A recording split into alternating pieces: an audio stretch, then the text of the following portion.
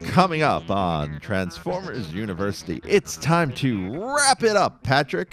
I'll explain the story behind that as we finish up 1986 right now on Transformers University.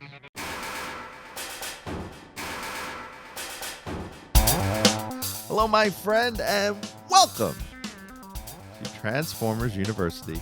I am your host, Anthony Brucali, owner, operator, madman behind TFU.INFO, the website, the toy archive, the social media accounts, this podcast, and oh so much more. And I want to welcome you to the final episode, not of the show, don't worry, where we cover 1986.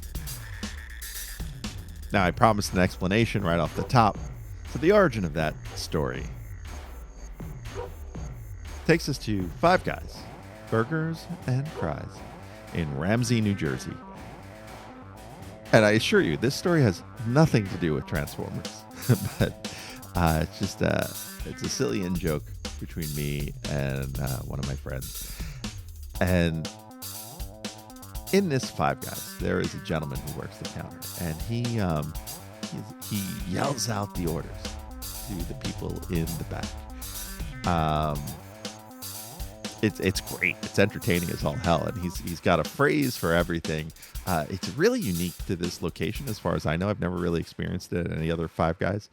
So if you order a double burger, he'll say, "I need 2 delicious patties," and yell it to the back. And he'll say all sorts of weird things. If you get raw onions and cooked onions, he'll go, "A real man." And there's some other phrases I'm sure he has that I never got to experience in the bunch of times I went there for lunch with my coworkers. But one phrase that we were just wondering, coworker and I walked in, and my coworker was doing, he was cutting back carbs. He was trying to do a non-carb diet, so he was going to get his sandwich on a bed of lettuce. And they do lettuce wraps there. So he said, he ordered his things, and when the gentleman behind the counter called out his order, he said, "I need 2 delicious patties. Wrap them up, Patrick." I guess the guy in the back's name was Patrick. So "Wrap them up, Patrick" has been kind of a phrase between me and my friend Brandon. So with that in mind, that's how we're going to wrap it up for 1986. This is episode 90. We started talking about 1986 way back in episode 45. Do the math. This is half of the show so far has been 1986. That is 45 episodes. And to give you some perspective, the previous year, 1985, was only 31 episodes. Back when we started covering 1986, my daughter was only 9 weeks old. Now she is 22 months old. And this topic was this show for all of 2019 and most of 2020. Hey, want to help out this podcast or the website TFU.INFO? There's a number of ways you can do it. Let me tell you how. You can help us directly by joining our Patreon and enrolling as a student at Transformers University. There, you'll get early access to the podcast as well as exclusive behind-the-scenes peeks and perks for as little as $1 a month. Sign up is quick and easy. Just swing on by to www.patreon.com/TFUINFO. Another way you can help us is by using our Amazon link, www.tfu.info/Amazon. Type that into your browser whenever you want to shop at Amazon, and a portion of what you spend will be contributed back to us. It's that easy. Finally, you don't become the world's longest running transforming toy archive without some help from other fans. We're always on the hunt for photos of figures and accessories we're missing from our pages. If you'd like to contribute, go to tfu.info/help for a list of what we need, or send an email to info@tfu.info. tfu.info, the Alpha Trion and Omega Prime of transforming toys. Now, back to the show.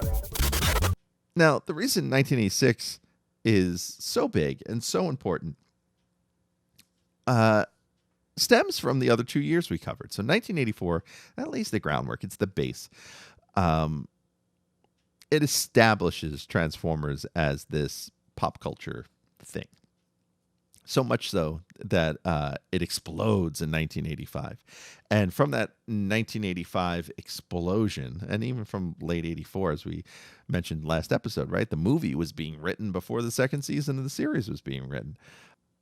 86 cements Transformers in the cultural consciousness. Having that movie out there and having all the merchandising and things that go along with having a motion picture in the 80s in theaters, and having one that was such a cult hit and a cultural touchstone,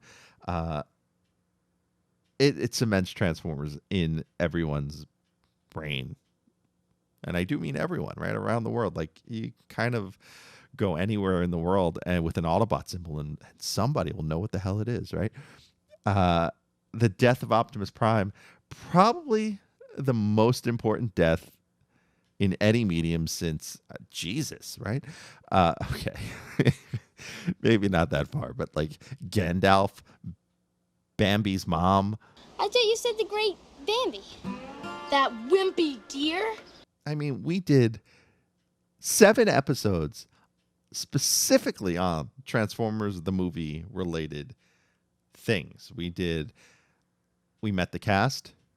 We did 3 episodes on the movie, including a 2-parter on the film in episodes 50 and 51, our interview with filmmaker J.C. Reifenberg about the film and his critique and opinions of this film.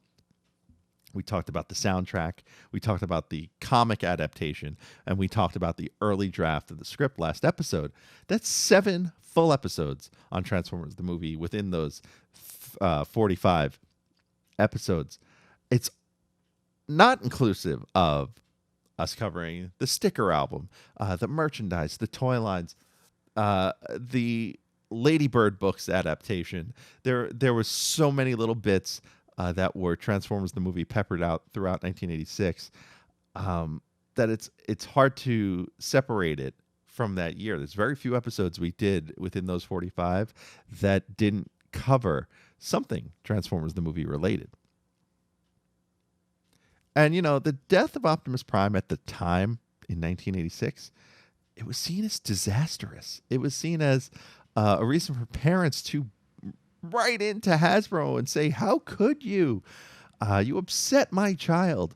But it may have also been the greatest marketing decision of all time. Because think about it. If it wasn't for the death of Optimus Prime in the film, or the death of several other core characters in the film, are we here today? Are we talking about this film the way we're talking about it, or the way I was talking about it with you over the last year and a half? It's a mistake, but it's one that may have been the best mistake of all time, because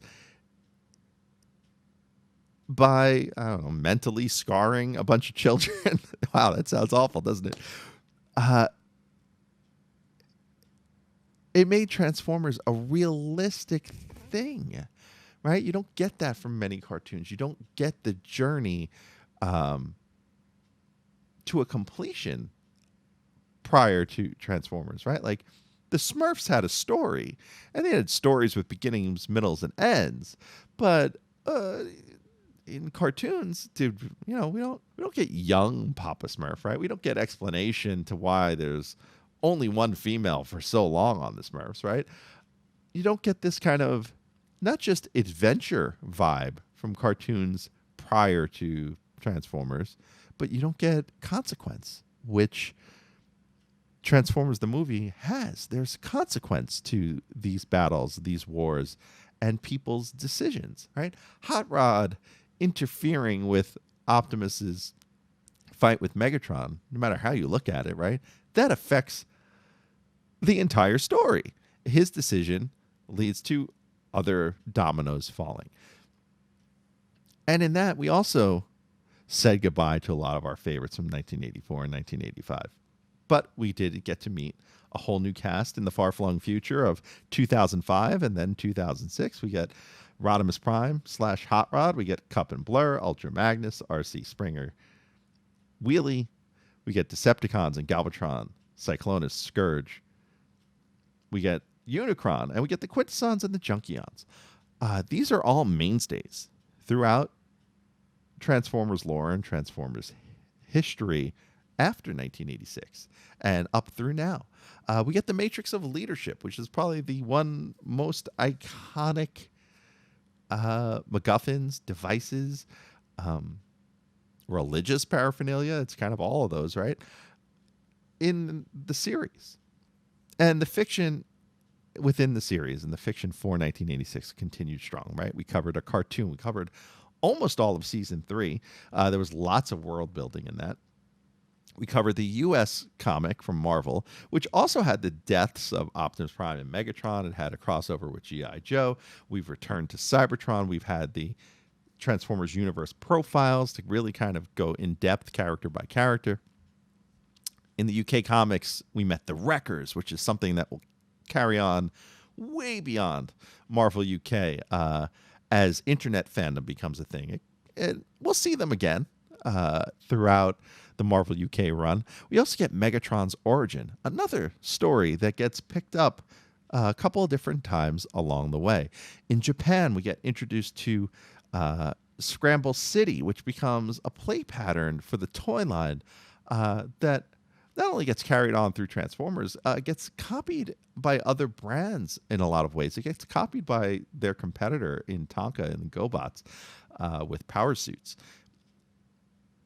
And yes, it kind of all copies off of Voltron in a lot of ways, but we get introduced to that as a play pattern. I think the Scramble City toys probably did it the best up until Hasbro introduced the idea in Combiner Wars in, what was that, 2015-ish, right?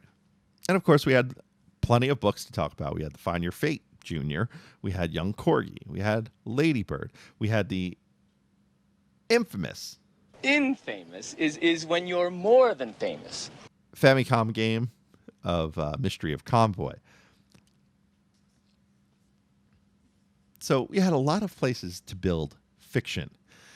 We also had a lot of interesting things with the toy line, right? On top of the Scramble City stuff, we had Predaking, which is this giant combiner.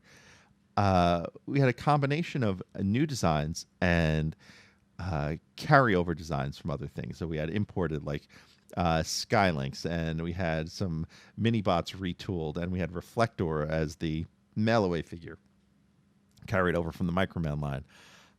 You know, we had the line expand to South America. That was one of my favorite episodes to do. That one was so much fun. If you haven't listened to that one, please go back. There is so many just interesting and weird variations on mini-bots alone in South America. And, you know, in the fiction, we get a preview of the 87 toy line. We see the Technobots and the Terracons in the same way we saw the Aerialbots and the Stunticons and the Combaticons and Protectobots at the end of Season 2. At the end of Season 3, we meet some more combiners, Scramble City style, who won't get toys until 1987. We'll also meet Goldbug in the Transformers G.I. Joe comic, who will also get a toy in 1987. You know, but characters from 1986 that didn't get toys then, many of them would get them eventually. RC is the probably the big standout here because she was so pivotal in the film. She didn't get a toy officially. Let's see, there was the Botcon figure in 2001, which is just a character name. It's a toy named RC. It's the character, but it's certainly not RC as you saw her in the film. And she is now a perennial character who gets toys and merchandise. Same goes for Unicron, who didn't get a figure until 2002's Armada line. And, you know, is now going to be enshrined as the biggest Transformer of all time with the HasLab Unicron that is coming in about a year from this recording in 2021. Same goes for the Quintessons, who never got toys until this year. They're just starting to show up as of August 2020, so they should be out soon, as well as the Quintesson Bailiff, the Alligator Con. These are all characters that are getting their first official Hasbro toys.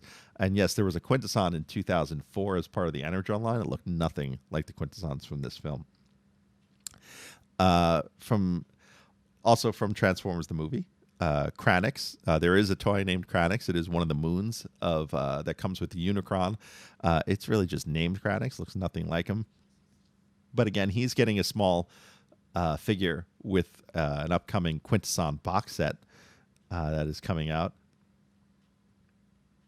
You know, from the U.S. and UK Marvel Comics, we got a figure of Straxus several years ago. We got Impactor last year, I think, or the year before that. It was last year. And Rack and Ruin just got a toy for the first time this year. You know, of the Junkions, we've gotten additional Junkions that aren't Wreck-Gar in Scrap Heap and Junkyard. Daniel would get his first toy as the head of Titans Return RC, which was a convention exclusive. And it was actually called Leniad, which is Daniel spelled backwards. You know, but we also would get characters from season 3. We get humans. Marissa Fairborn and Human RC and Hot Rod were made by the Collectors Club a couple years back, now defunct. But those were G.I. Joe figures molded to look like the characters from season 3. Nijika wouldn't get a toy like exactly like her toy, but the Legends version of Windblade from a few years ago, which, you know, has the kind of kabuki face, was written in one of the comics that came with those Legends figures as a version of Nijika. Quintesson Prosecutor is on my list here. He is getting a toy very soon. You know, other human figures. Old Snake would get a figure from the Collectors Club. Scrounge. Oh my goodness. Speaking of the Collectors Club, I used to spam their surveys with make a Scrounge figure. I think as long as they held the license to do Transformers conventions officially. We got a Scrounge figure in Combiner Wars as part of the Technobots set. One of the best ideas by the current Hasbro team to do.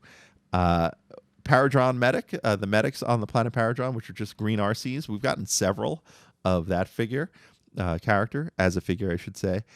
Stripes and Night Stalker, both from very oddball pieces of fiction. First appeared in the Encore line in Japan in the early 2000s.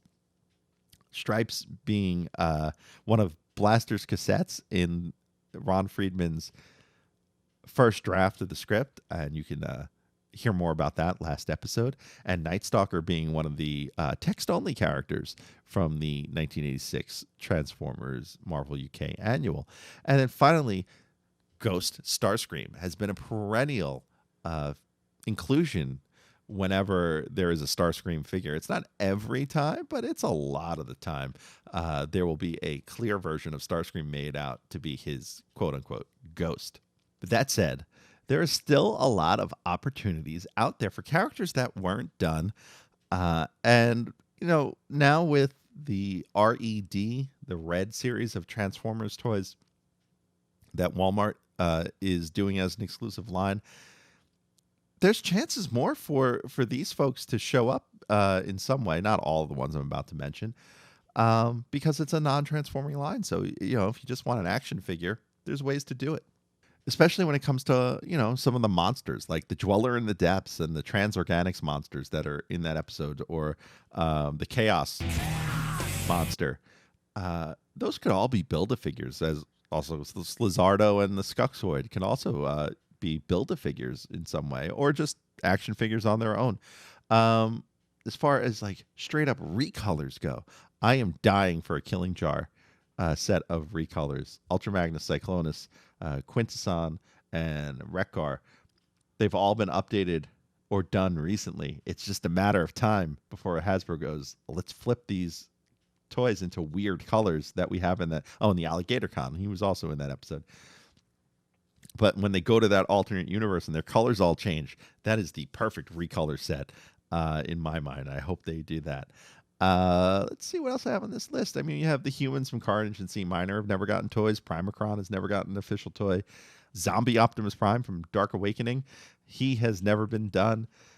A3 and Beta from Forever is a Long Time Coming have been done. The three-faced Quintesson from Dweller in the Depths, he has yet to be done, but since Hasbro's on this Quintesson tear, who knows? Human Ultra Magnus and Springer from G.I. Joe molds. They made Old Snake, RC, and Hot Rod, as I mentioned earlier, or Rodimus, I guess. But they did not make Ultra Magnus and Springer. Also, one other human, Dirk Manus, from Money is Everything. He was not done either. Neither were Future, Carly, or Spike have never been done. And the Golden One from Madman's Paradise, another interesting, weird, really niche option. So look, take all those thoughts with a grain of salt. You have to think what can and what will sell to fans and then to non-collectors. But there are certainly opportunities in 1986 to be done. The weird thing is that as far as characters that have not been updated in a modern toy, they all have. Hubcap, which is up for pre-order right now on places like Hasbro Pulse and Entertainment Earth and Big Bad Toy Store as part of Generation Select. He was the last one.